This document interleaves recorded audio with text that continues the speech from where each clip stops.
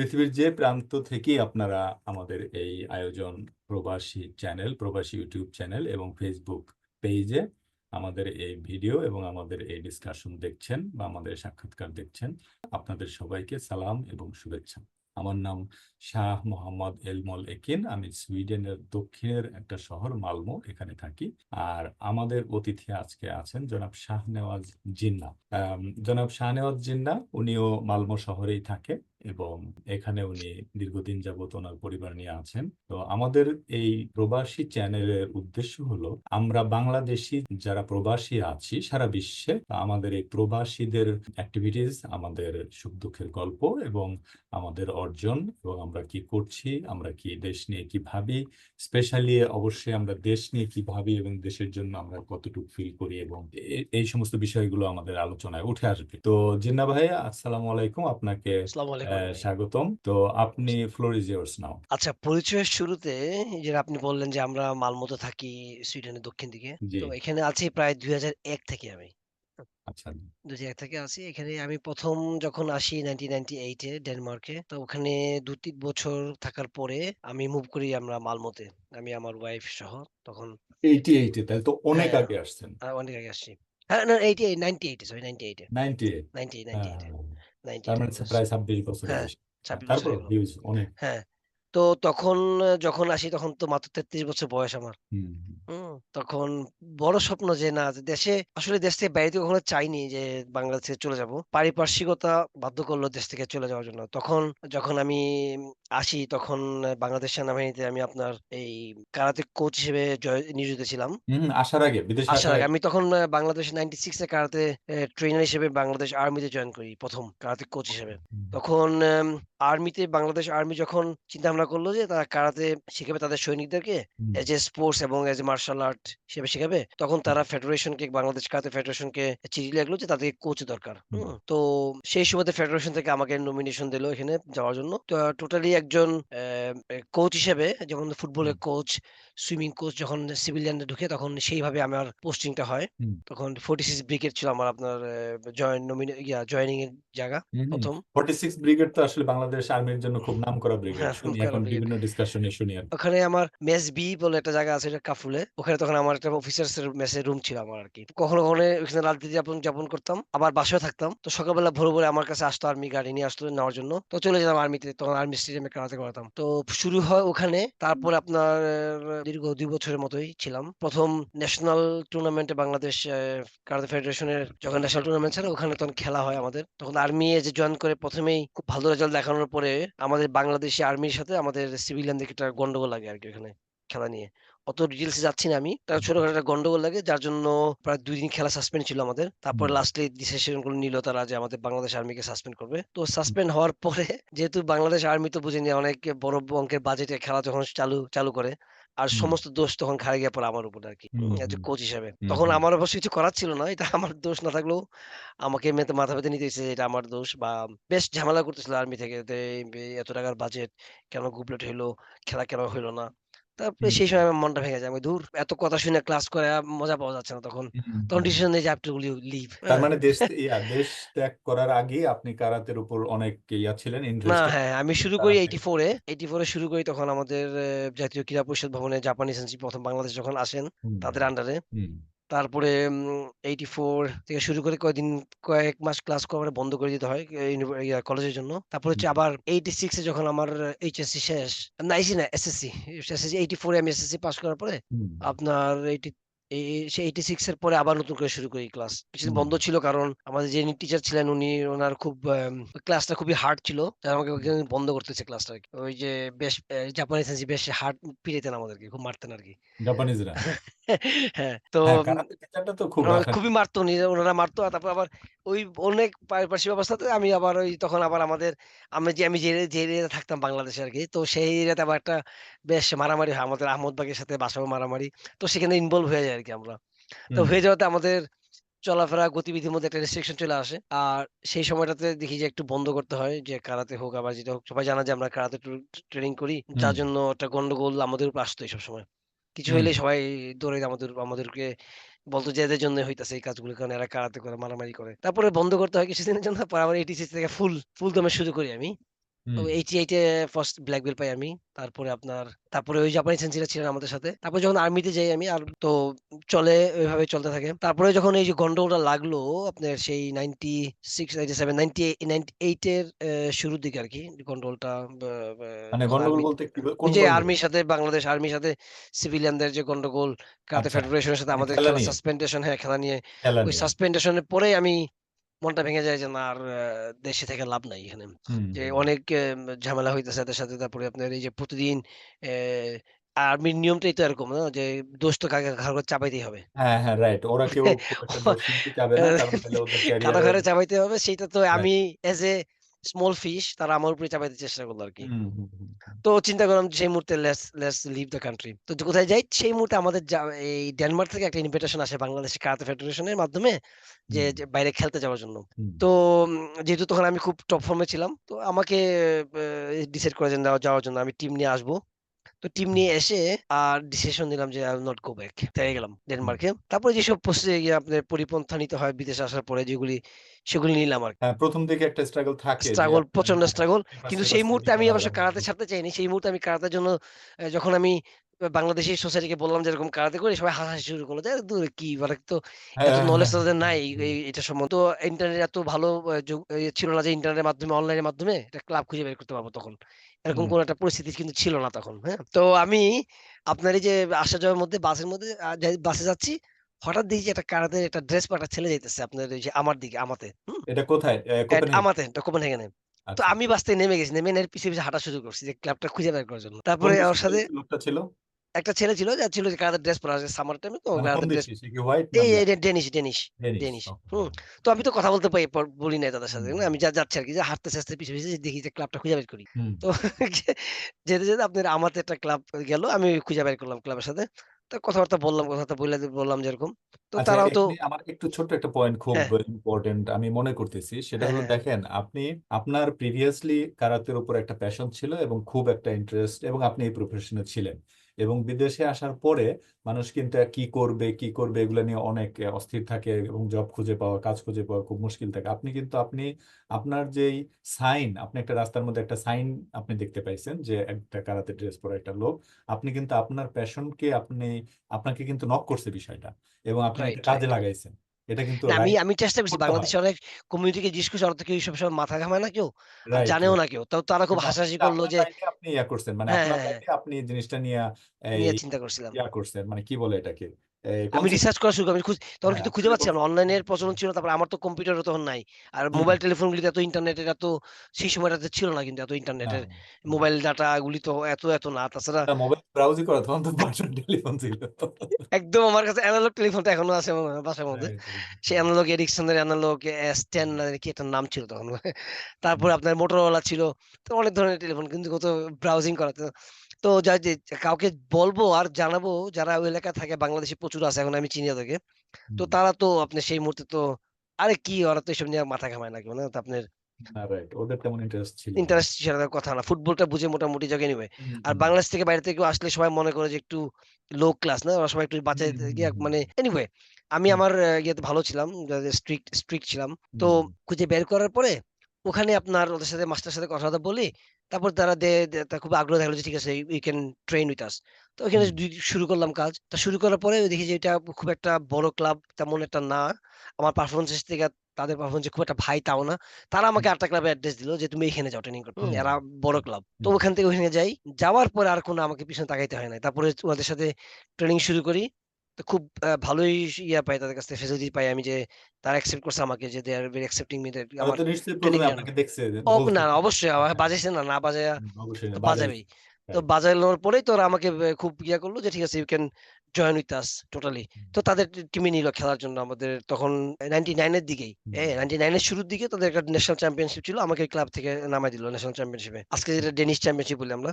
তো সেই নামানোর পর আমি সেখানে ১ম এ মেডেল পাই। কাতাতে 3rd পজিশন এবং কুমিতেতে ফাইটিং এর মধ্যে 3rd পজিশন নিয়ে আসি ১ম বারে। ওহ মাই একদম। গড! এবং এটা কি মানে ডেনিশদের সাথেই খেলা? ডেনিশের সাথে। তখন ও তো ওই ক্লাব অনুযায়ী ক্লাবগুলি তাদের দিত ছেলেদেরকে পাঠাইতো খেলার জন্য। তখন হুম, হুম, তখন সবচাইতে যিনি ডেনমার্কের সবচাইতে নামকরা যে মাস্টার, ওই ক্লাবের সাথে আমি জয়েন হই আরকি, যে আপনি মুসাশি নাম। হুম, তো হুম, তাদের আন্ডারে আমি আপনার খেলতে যাই মুসাশি কারাতে ক্লাবের। তো তাদের ওখানকার যে টিচার, তারপরে তারা খুবই দে লাইক মি ভেরি মাচ, এবং তারা আমাকে খুব করলো যে, "তুমি খেলো আমাদের সাথে।" তারপরে এখানে খেলার পরে তারা ডিসাইড করলো যে আমাকে তারা পাঠাবে জার্মানিতে একটা বড় টুর্নামেন্টে ওদের ক্লাবের পক্ষ থেকে। ওকে। তো সেই সময়টাতে আমি তখন কাজও করি। হুম, কাজ করে ট্রেনিং করার খুব একটা সুযোগ পাওয়া যেত না। আমি নিজেকে খুব প্রেশার দেওয়া শুরু করছি। আমার হাঁটুর লাস্ট যেদিন ওরা ডিসাইড নিবে যে কোন ক্যাটেগরিতে আমাকে পাঠাবে।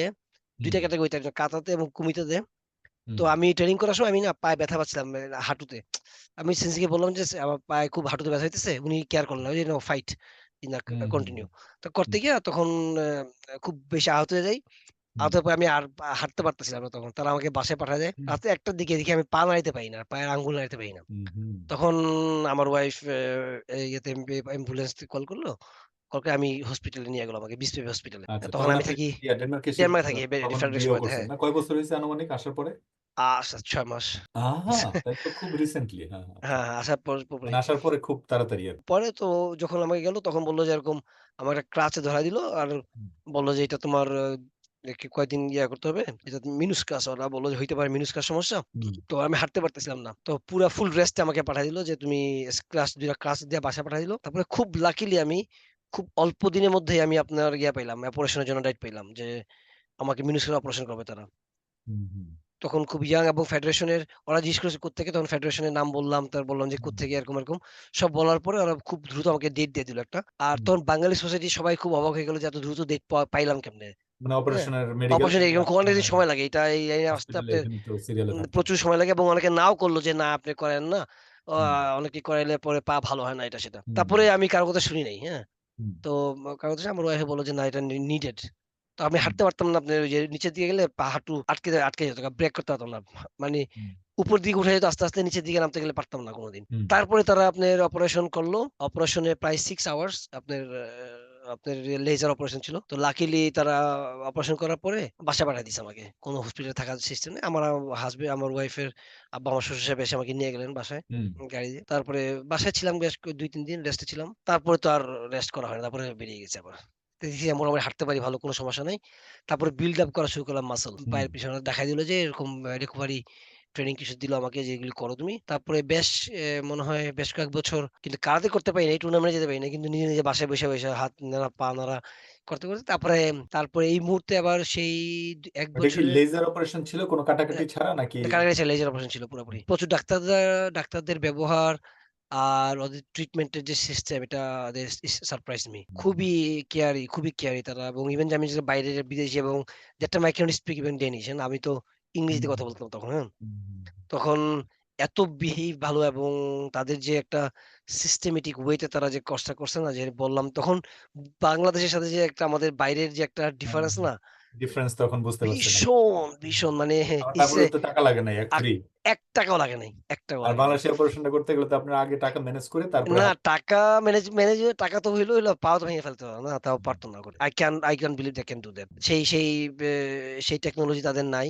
আর সেই প্যাশন্স তাদের নাই, এবং আমার মনে হয় না they can do anything good. আচ্ছা, তারপরে সেই সেই তার মনে হয় ১ বছরের মধ্যে আমি মুভ করি সুইডেনে। হ্যাঁ, ডেনমার্ক থেকে। সুইডেনে মুভ করার পরে আপনার পা যখন একটু মানে মোটামুটি I am strong, তখন আবার হুম, শুরু করি ট্রেনিং। শুরু করার পরে প্রায় ২০০৮ এর দিকে তখন ইউরোপিয়ান চ্যাম্পিয়নশিপের জন্য তারা মাঝখানে বেশ কয়েকটা টুর্নামেন্ট খেলছি আমি, ন্যাশনাল চ্যাম্পিয়নশিপে মেডেল-টেডেল আসছে, কোনো সমস্যা নাই। তো তারা ডিসাইড করলো আমাকে সেকেন্ড। যে ইউরোপিয়ান চ্যাম্পিয়নশিপে, যেটা আপনার মাস্টার্স ক্লাস বলে, মাস্টার্স ক্লাস ইউরোপিয়ান চ্যাম্পিয়নশিপে ১ম সুইডেন একটা আয়োজন করে। এটা হুম, এখন প্রতি বছর প্রতি এভরি সেকেন্ড ইয়ারে হয় খেলাটা। তো হুম, মাস্টার্সদের জন্য একটা আপনার তৈরি করলো, আপনার গেম তৈরি করলো। ইউরোপিয়ান মাস্টার্স নাম দিয়ে, হ্যাঁ? তো হুম, এখানে কারাতে ইনক্লুড করছে। করার পরে তারা কারাতে টুর্নামেন্ট চালাইছে। তখন আমি ডেনমার্কের পক্ষ হইতে খেলি। তখন কিন্তু সুইডেনে থাকি আমি। হুম। আর ডেনমার্কের টিমের পক্ষ হইতে, ডেনিশ ন্যাশনাল টিমের পক্ষ হইতে আমাকে তারা নমিনেশন দিল। এবং ও আমি তখন তখন আপনি সুইডেনে মানে রেসিডেন্স সুইডেনে? রেসিডেন্স সুইডেনে। কিন্তু হুম, আমি যেহেতু ডেনমার্কে আগে শুরু করছিলাম, তো হুম, ওই ক্লাবরা they know me very well. তখন তারা হুম, আমাকে বলল যে, "তুমি আমাদের পক্ষ থেকে খেলো।" আমি বলছি, "ঠিক আছে।" হুম, হুম, এবং এটা সুইডেনে কোনো বিধি-নিষেধ নাই তো এখানে। হুম, তো আমি তাদের পক্ষ হইতে খেলে আমি তখন আপনার ২০০৮ এ আরকি ওই হুম, ইউরোপিয়ান মাস্টার্স ১ম ইয়েতে আমি 2nd পজিশন নিয়ে সিলভার নেই। তা আমাদের হুম, ডেনিশ একটা ছেলে আমাদেরই কলিগ, সে ফার্স্ট, আমি সেকেন্ড। তারপরে তো আর আপনার এই যে বিভিন্ন ক্লাবে থেকে অফার আসতে থেকে ট্রেনিং করাও আমাদেরকে। আমি যাই, ট্রেনিং করাই। তো সেইভাবে করাইতে, করাইতে আমি একটা ক্লাবে এরকম বেশ যে ক্লাবে আমি ১ম শুরু করি কারাতে, সেই ক্লাবের আমি চিফ ইন্সট্রাক্টর হয়ে যাই। প্রায় ১০ বছর মতো ছিলাম ওখানে চিফ ইন্সট্রাক্টর হিসেবে। তো প্রতি সপ্তাহে ২-৩ দিন যাইতে হইতো আমাকে। তো আসা যাওয়ার খরচ তারা বের করতো সব, এবং এন্ড যে কোচ হিসেবে তারা কিছু দিত আরকি। বাই দ্যা বাই আরকি এরকম সুইডেনেও এ ক্লাবের জন্য একটা অফার পাই একজনের কাছ থেকে এরকম। হুম, হ্যাঁ? এরকম ট্রেনিং করানোর সময় একজন হঠাৎ করে বলে যে এরকম সুইডেনে আমাকে একটা সাহায্য করবে ক্লাব তৈরি করার জন্য। তো সুইডেনে হুম, ক্লাব তৈরি করা আপনার ইস নট এ স্মল, একটা ফরেনিং তৈরি করা মানে একটা ইডল ফরেনিং তৈরি করা মানে it's a lot of work. Real offering, হ্যাঁ। অনেক পেপার ওয়ার্কস করতে হয়। নন প্রফিট অর্গানাইজেশন আরকি। অনেক হ্যাঁ, নন প্রফিট অর্গানাইজেশন হিসেবে দাঁড় করাইতে গেলে অনেক পেপারস লাগে। তারপর আপনার অনেক ইন দি মিন টাইম আমার বেশ কিছু সার্টিফিকেট জোগাড় হয়ে গেছে আরকি। হুম, যার জন্য I was fitted for that. তারা সাহায্য করলো আমাকে। সাহায্য করে সুইডেনে তখন আমি আপনার ক্লাব তৈরি করি। ১ম ছিলাম আমি আপনার অন্য একটা ক্লাবের সাথে আপনি জয়েন্টলি ছিলাম হুম, সেকশন হিসেবে। তারপর হুম, পুরা নিজের একটা ফরেনিং তৈরি হয় আরকি। আচ্ছা। তো সেখানে আমি মাত্র ৩ জন নিয়ে শুরু করছি ক্লাস। হুম, মাত্র হুম, ৩ জন। আমার ছেলে আর তার ছেলে, আমার ছেলের বন্ধু হুম, আর আরেকজন আমাদের নেইবার। স্কুল যখন শুরু করি তখন এসে আপনার এই মালমোতেই আপনার সেই রয়েস হাই স্কুলে, হুম, রয় হাই স্কুলে, হ্যাঁ? ওখানে আরকি আপনার বেশ আসা শুরু করলো অনেক হুম। স্টুডেন্ট আসা শুরু করলো। বাস প্রায় ৩ বছর তার আগে আবার সরি লিন্ডেনগেনে ক্লাস করেছি লিন্ডেনগেনে। ওখানে কি মানে অন্য ক্লাবে নাকি? লিন্ডেনগেনে ছিলাম আপনার লিন্ডেনগেন স্কুলে। তখন হুম, তারা ওই স্কুল একটা প্রজেক্ট হাতে নেয় যে হুম, ইনবান্দ্রা চিলড্রেনদেরকে হুম। আপনার যেহেতু তারা আপনার রাস্তাঘাটে গন্ডগোল করে, তারপর আপনার ইমিগ্রেন্ট চিলড্রেন, গসিপিং, হ্যাঁ, ইমিগ্রেন্ট চিলড্রেন হ্যাঁ, বলে। ইন্ডিবান্ধা ছিলেন আরকি, হ্যাঁ? তো ওই চিন্তা করলো যে তাদেরকে ইয়া করার জন্য অ্যাক্টিভেট করার জন্য তারা অ্যাক্টিভিটি। বলল আমাকে যে তুমি একটু অ্যা ইয়া করো। তখন আমি শুরু করলাম এখানে স্কুলে। বেশ কমুনের আন্ডারে, আমাদের এখানকার মিউনিসিপালিটি কমুনের আন্ডারেই। তো এটা খুব একটা ভালো আগায় নাই। কারণ এখানে খুব একটা আসতো না কেউ।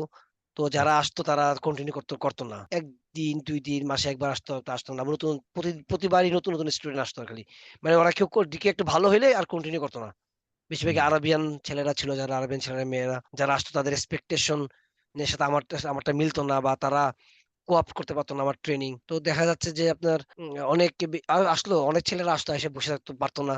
ক্লাস করতে চলে যেত। অ্যাক্টিভ ছিল না। ওদের এক্সপেকটেশন মনে ছিল যে মুভি দেখে যখন আসতো তো হুম, ভাবতো যে এটা খুব ইজি জিনিস। যখন ট্রেনিং শুরু করত তখন দেখা যায় ইটস নট দ্যাট ইজি।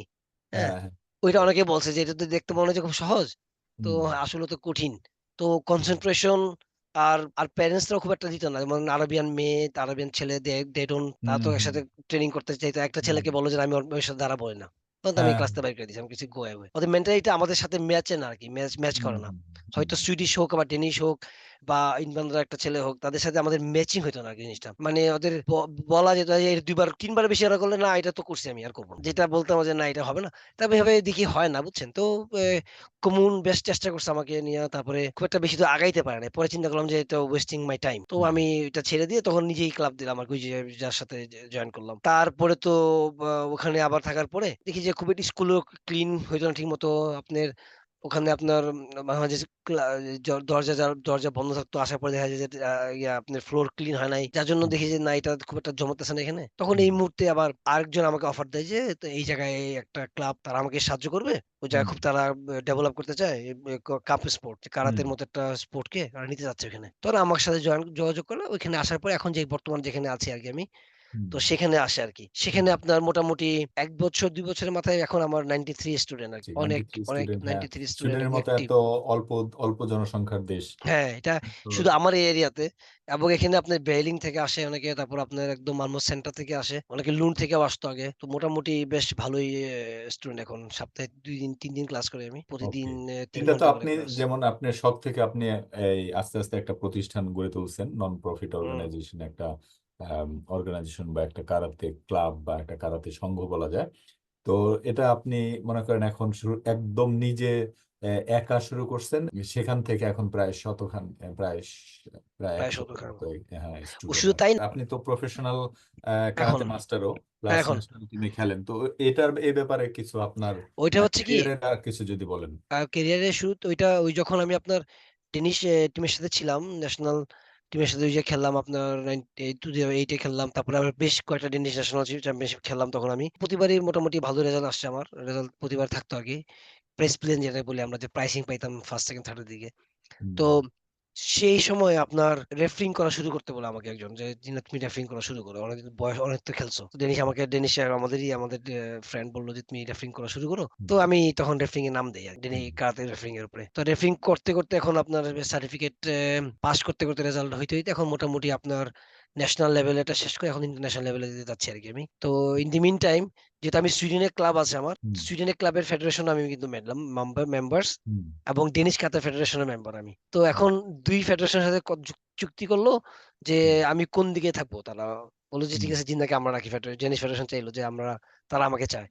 হুম, তো সুইডিশ, ইভেন তো আমি সুইডিশ ফেডারেশনের পুরোপুরি পেমেন্ট করতেছি সবকিছু ছাত্রদের জন্য, তারপর আপনার মেম্বার যেহেতু আমি এখানকার ক্লাবে আছে আমার, তো হুম, তারপর আমি দুই ক্লাবেরই দুই ফেডারেশনেরই আমি মেম্বার একমত। আমি মনে হয় যে আমি এটা একজনই আছে এরকম। হ্যাঁ। আচ্ছা, তারপর আপনার এখন যেহেতু আমি এখানে থাকতেছি, তো সুইডেনের ডেনিশ কারাতে ফেডারেশনের রেফারি হওয়া সত্ত্বেও আমাকে সুইডিশরাও হায়ার করতে পারে। যেমন আমাকে নিতে চাচ্ছে একটা টুর্নামেন্টের জন্য, আর হুম, ডেনমার্কে লেখলো যে ইয়ানকে, আমাদের যে ফেডারেশনের যে চিফ, তোমার রেফারি যে চিফ, তাকে লেখলো যে জিনাকে আমাদের কাছে পাঠাও আমাদের হুম, টুর্নামেন্টের জন্য। অর্থাৎ সে আমাকে লেখলো, জিনা তুমি যাও এই টুর্নামেন্টে রেফারি করতে। অথবা তারা আমাকে সরাসরি লেখলো যে তুমি আসতে হবে, আমি সরাসরি লিখলাম যে হ্যাঁ আমি আসতে পারতেছি। তো হুম, মোটামুটি দুই দেশের মধ্যেই তা হইতেছে। তারপর এখন আবার আমাদের এই জায়গা, এই অঞ্চলগুলোতে যেটা রেফারিং এর মধ্যে একটা ওরা নতুন নতুন না, বেশ বেশ পুরানি, যেটাকে বলে স্ক্যান্ডিনেভিয়ান বা নর্ডিক রেফারি। এটা ডেনমার্ক অল স্ক্যান্ডিনেভিয়ান মিক্স আর কি এটা। তো ওইখানে আবার রেফারি সার্টিফিকেট লাগে, ডেনিশ থেকে পাঠানো হয়, ডেনমার্ক রেফারি থেকে, ওইটা আমি আবার পাই। আমার অনেকগুলি পয়েন্ট জোগাড় করতে হবে এখানে খেলতে খেলতে, প্রতি এতগুলি বছরে প্রায় 20টার মতো টুর্নামেন্টে আমাকে পার্টিসিপেট করতে হবে। আর তার মধ্যে আবার হুম, তারপর আপনার ওগুলিতে নিতে হবে। তারপরে তাই শুধু তাই না, এখানে আপনার আবার ক্যাটাগরি ভাগ আছে, যেটাতে যেসব ন্যাশনাল টুর্নামেন্ট গুলোতে, যেসব টুর্নামেন্ট গুলিতে আপনার একদম ইন্টারন্যাশনাল প্লেয়ার গুলি খেলে, হুম, ওগুলির জন্য একটা পয়েন্ট আছে আবার। হ্যাঁ। আর হুম, যেসব গুলো আছে অ্যামেচাররা খেলে, তাদের জন্য আলাদা পয়েন্ট আছে। হুম, আর যেসবগুলিতে আবার ন্যাশনাল প্লেয়াররা খেলে, তাদের জন্য আলাদা পয়েন্ট আছে। ওরা বলে যে okay, you are fit for European karate ফেডারেশনের জন্য। ওকে, তো আপনি কি ড্যানিশ ন্যাশনাল টিমের প্লেয়ার ছিলেন বা আছেন? হ্যাঁ, আমি আগে জিনিস প্রেসিডেন্ট ছিলাম হুম, এজ এ ওল্ড বয়েজ, আপনি মাস্টার ক্লাসের। হুম, ওখান থেকে যখন আমি একবার একটা টুর্নামেন্টের জন্য আর কি, আমাকে ডিসাইড করা হচ্ছিল যে আমি ডেনমার্ক থেকে যাব, হুম, কিন্তু একটা কি এক কারণে আর কি আপনার ওইটা এক কারণে পোস্টপোন হয়ে যায় আর কি, আমার ওইটা অ্যাপ্লিকেশনটা তারা গ্রহণ করে নাই। হুম, তখন আমি সুইডেন কারাতে ফেডারেশনের একটা সুইডেন আমাদের যে ফেডারেশনের একটা ক্লাবের সাথে যোগাযোগ করে, হুম, তখন তারাও আপনার খেলার পাঠাচ্ছিল বাইরে খেলতে যাওয়ার জন্য, টুর্নামেন্টের জন্য। তখন ওইখানে নাম হুম, দেই আরকি যে আমি আমি চাই, ওরা আমাকে টেস্ট করা বলে যে ঠিক আছে তুমি আমাদের টিম থেকে খেলো, হুম, সুইডেন থেকে। হুম, তা লিগ্যালি আমি তো যেহেতু সুইডিশ হুম, সিটিজেন, তো হুম, এটাতে খেলতে গিয়ে আমি ইউরোপিয়ান গোল্ড মেডেল নিয়ে নিই। পুরা ইউরোপিয়ান আপনার আমাদের স্কাইফের যেটা টুর্নামেন্ট, ওইখান থেকে আমি গোল্ড মেডেল নিলাম আমাদের ওই ক্যাটাগরিতে। তারপরে নেওয়ার পরে তারপর আবার বেশ কয়েক বছর চলে গেছে, চলে যাওয়ার পরে আবার ডেনমার্ক আবার বললো যে তুমি আসো আমাদের সাথে আবার, যেটা যে যার সাথে যে গন্ডগোল হোক না কেন, আমরা আবার মিটমাট করি। তা হুম, চিন্তা করলাম যে আমার জন্য যে সুবিধা বেশি ডেনমার্কে, কারণ আমাদের বর্ডারের পাশে একদম। আপনি হুম, তো জানেন না, 10 মিনিটের মধ্যে হ্যাঁ, আমি হ্যাঁ, সুইডেন মালমোর পাশেই। ডেনমার্ক চলে গেলাম। আর হুম, আমার এই সিটি থেকে স্টকহোম যেতে লাগে আপনার হ্যাঁ, ট্রেনে হ্যাঁ, গেল একদম অনেক, মানে অনেক দূর। রাইট, 7 ঘন্টা। স্টকহোম, ইয়ন শপিং, হুম, এগুলো অনেক দূরে দূরে সব। তো যতগুলি কোর্সের জন্য হয় না কেন, আমাকে হয়তো ওভারনাইট স্টে করতে হয় কোর্সের জন্য হুম, গেলে।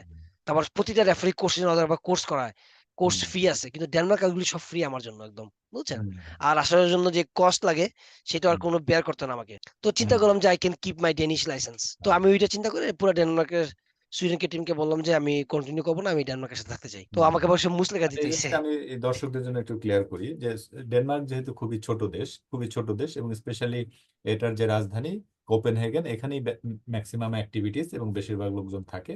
এবং কোপেনহেগেনটা আবার সুইডেনের সাথে খুব কাছাকাছি, খুবই কাছাকাছি, মাঝখানে শুধু একটা ব্রিজ আছে এবং ছোট্ট একটু প্রণালীর মতো একটু পানি আছে। তো এই 5 কিলোমিটার সুইডেনের যে ব্রিজটা। সাউথ সিটিতে আমরা থাকি, মালমো বলেন বলি, তো মালমোর সাথে কোপেনহেগেনের মাঝখানে শুধু একটা ব্রিজ, এই। তো আবার সুইডেন, মালমো যেহেতু সুইডেনের মধ্যে, সুইডেনটা আবার অনেক লম্বা দেশ। তো মালমো, আপনি যদি সুইডেন ফেডারেশনে থাকেন বা সুইডেন টিমে খেলেন, তাহলে ম্যাক্সিমাম টাইমে আপনাকে সুইডেনের রাজধানী বা অন্যান্য হ্যাঁ, শহরে যেতে স্টকহোম, হলে তারপরে ইয়নসবার্গ অনেক যেতে দূরে, হ্যাঁ, অনেক দূর। 7-8 ঘন্টা জার্নি করতে হয়। হুম। ওয়ারাজ আপনি যদি ড্যানিশ টিমে খেলেন, তাহলে ডেনমার্কের সাথে আপনার অ্যাক্টিভিটি অনলি 30 মিনিটের খুব যাতায়াতের বেশি হইলে, ব্যাপার। খুব বেশি হলে 30 মিনিট, খুব হ্যাঁ। বেশি হইলে, হ্যাঁ, সো এই জন্য আপনি ড্যানিশ টিমটাই বেশি প্রেফার করছেন। প্রেফার করছি আরকি। সেটা আমার জন্য একটা ভালো পয়েন্ট ছিল। কারণ ডেনমার্কের ভাষাটা ভালো বুঝি। সুইডে থাকলেও আপনার, যেহেতু ডেনিশটা আমার ১ম ল্যাঙ্গুয়েজ, আর ওয়াইফ যেহেতু আমার রাইট। ডেনিশ, তো ওই ল্যাঙ্গুয়েজটা আমার জন্য খুব ভালো ম্যাচ করছে না?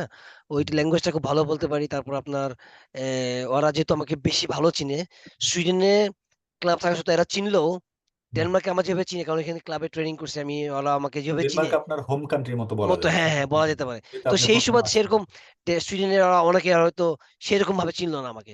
হ্যাঁ? হুম, আমাকে প্রুভ করতে হয় যে who am I অনেক জায়গায় গিয়ে। কিন্তু ডেনমার্ক সেটা লাগে না। Denmark already they know me একদম হুম। অনেক আগে থেকেই খেলতেছি আমি তাদের দেশে, সবাই চিনে। তবে ইভেন ইউরোপে দো একটা জিনিস কি যে এখানে কিন্তু ভাষা দিয়ে মানুষ ইয়া করে, মানে আপন কাছে করে নেয়। টানে, হ্যাঁ, আপন ভাষা করে দিয়ে আপন নেয়। করে নেয়। হ্যাঁ, হ্যাঁ। আপনি যদি সুইডিশ ভালো পারেন তার মানে সুইডিশরা আপনাকে মনে করবে আপনি সুইডিশ বা আপনি সুইডিশদের অংশ। হুম, আর হুম, হুম, যদি আপনি ড্যানিশ ভালো পারেন বা সুইডিশ কম পারেন, হুম। সেক্ষেত্রে আবার সুইডিশরা মনে করবে আপনি ড্যানিশের একটা অংশ। আমি কথা বলি যেহেতু ডেনিশটা বলি।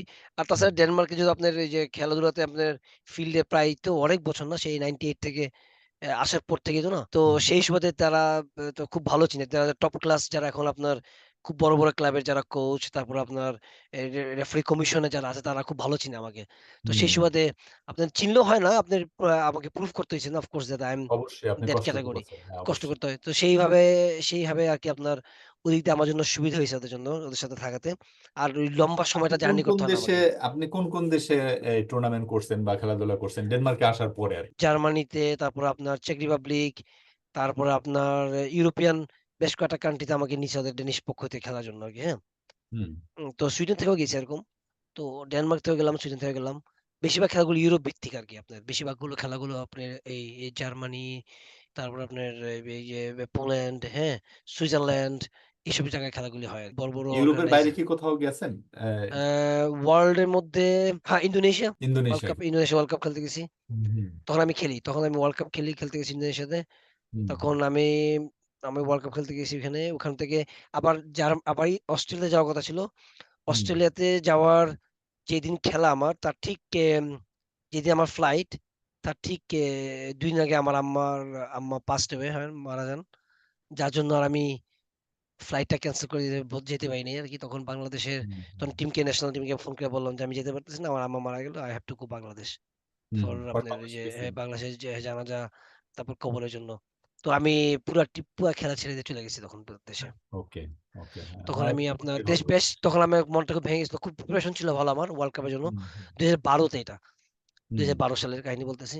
তো আমি খুব হাইলি প্রিপেয়ার্ড ছিলাম যে এটার জন্য। অনেক ট্রেনিং করছি এটার জন্য। ভেরি টিউ আপনার খুবই আশাবাদী ছিল। আমার টিমের আশাবাদী ছিল যে I will get something good result, হ্যাঁ? খুব ট্রেনিং কি, করছিলাম সেই কি, কি সময়টাতে। পুরস্কার পাইছেন আপনি এই পর্যন্ত? পুরস্কার তো অনেক। তো আপনি অনেক এখানে পাইছেন, হ্যাঁ। অনেক, এখানে আমি অনেক দেখতেছি আপনার ভরা পিছনে আপনার ব্যাকগ্রাউন্ডে রেজাল্ট। অনেক পুরস্কার ঝোলানো আছে, সার্টিফিকেট আছে। শুধু তাই না, আপনার এই যে রেজাল্ট গুলো আপনার ক্যামেরায় আপনার ওহ মাই গড! Yes, yes. আপনার অনেক কাপ আছে। হ্যাঁ। অনেক কাপ, তারপর আপনার মেডেল গুলো সব হুম, হুম, মেডেল গুলো আপনার এখানে। হ্যাঁ, ন্যাশনাল এখানে। বেশ কয়েকটা ন্যাশনাল গোল্ড মেডালিস্ট, ওহ মাই ইউরোপিয়ান গোল্ড, হ্যাঁ? হুম, হুম। অনেক। আচ্ছা, একদিন আপনি নেক্সট টাইম এরপরে আমরা যখন আপনার সাথে আরেকটা আর মিটিং করব, হ্যাঁ, আপনি কিছু মেডেল একটা টেবিলের উপর সাজিয়ে রাখবেন, আমরা দেখবো আরকি। আচ্ছা আরেকটা ভালো কথা বলি। আমাকে নিয়ে একটা মুভি করা হইছে আপনার ওই যে আমার বায়োগ্রাফি দিয়ে। হুম, হুম, এটার নাম হচ্ছে 'সেন্সি ফ্রম ঢাকা'। একজন পুলিশ এম ডকুমেন্টার ফিল্ম প্রোডিউসার। হুম, সে আমার ক্লাবে আসছিল। তো আমার সাথে কথা বলে বলল যে আমার ট্রেনিং বেশ কয়েকদিন আমাকে বলল যে আমি এখানে ট্রেনিং করতে চাই। তাই হুম। আমি বলছি যে, "অফ কোর্স ইউ ওয়েলকাম।" তো বেশ কয়েকদিন ট্রেনিং করার পরে সে বলল যে, "আমি তোমার লাইফ নিয়ে একটা ভিডিও করতে চাই।" হুম। ওয়াও!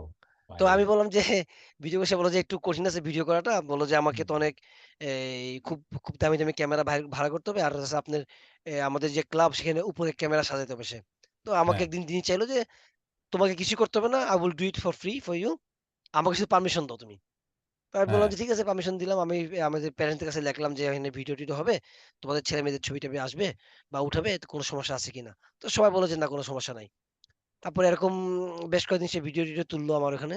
তারপর হুম, আমাকে একদিন টাইম দিল যে, আমি তার সাথে যে সুইডেনের একটা অঞ্চলে যাবো। ওখানে হুম, পানির উপরে একটা ব্রিজের মধ্যে আমাকে নিয়ে কিছু সে ডেমনস্ট্রেশন করবো আমি। তো হুম, ওইটা নিয়ে বেশ করলো। আমি তো বেশ খেলাচ্ছলে নিচ্ছিলাম জিনিসটা, বুঝছেন? খুব হুম, একটা কেয়ার করিনি। তো বলছে আমাকে বলল যে, "তোমার বাসায় যাবো আমি। তোমার কিছু ভিডিও তুলবো তোমার ফ্যামিলির সাথে।" হুম, আমি বললাম যে, "হয় রে তেমন আরকি।" আমি তো বুঝি না যে এটা কিছু একটা হইতে যাচ্ছে আরকি, হ্যাঁ? তো সেইটাকে আপনার যে শর্ট ফিল্ম হিসেবে ডকুমেন্টারি ফিল্ম হিসেবে ছাড়লো মার্কেটে। হুম, তো ছাড়ার পরে সুইডেনে যখন আসে আমাকে বলল যে, "You can give some vote here if you like." হুম, তা আমি দিয়ে দিলাম যে, "ঠিক আছে ভোট।" আমাকে বলল যে, "তুমি কেন তোমার ফ্রেন্ডকে ইনভাইট করতে পারো। বাংলাদেশী যারা হুম, আছে হুম, তোমার হুম, ফ্রেন্ড, হুম, যেকোনো কাউরে।" আমি ফেসবুকে ছেড়ে দিছি আমার ফ্রেন্ডদের কাছে যে, হুম, এখানে অনেকে দিছে ভোট, অনেকে দিছে আমি জানি না কে ভোট দিছে। তো এটা হুম, নাম্বার 1 হইলো আমাদের সুইডেনের মধ্যে, বুঝছেন? ওকে। সুইডেনের একটা অঞ্চলে। হুম, আইএমএফ নাম। তারপরে আবার ওখান থেকে পুরা দেশ ওয়াইজ, হুম। তারপরে পুরা ইউরোপিয়ান ওয়াইজ। তো ওখানে ফার্স্ট হয়ে গেলাম। হওয়ার পরে বলে যে এটা পুরা ওয়ার্লড ওয়াইড সে নিল।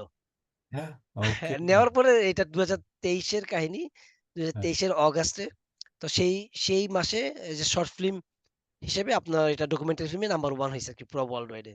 ও হুম। মাই আপনি গড! দেখতে পারেন ছবিটা বেশ মজার, ইন্টারেস্টিং হ্যাঁ, অবশ্যই এবং দেখবো। আমাকে লিংক যারা, দিবেন। যারা, আমি যারা দেখছে তারা বলল যে এটা খুবই চমৎকার, ভেরি ইমোশনাল হুম, এবং এখানে কোনো সবচেয়ে মজার ব্যাপার হচ্ছে কি, এখানে সে কোনো polish করে না। আমার যে ভয়েস আমি কথা বলছি হুম, হুম। এবং যেটা আমি বলছি সেটা সে একদম পুরাপুরি দিয়ে দিছে। Without any cutting, editing, natural ইয়াটা দিছে। ন্যাচারাল টা হইছে। আমার মনে হয় এটার জন্য রেজাল্টটা খুব ভালো আসছে আরকি। তো হুম, হুম, বিওগ্রাফিটা যেভাবে করতে পারে সুন্দর 17 মিনিটস এর একটা আপনার ছোট্ট ভিডিও।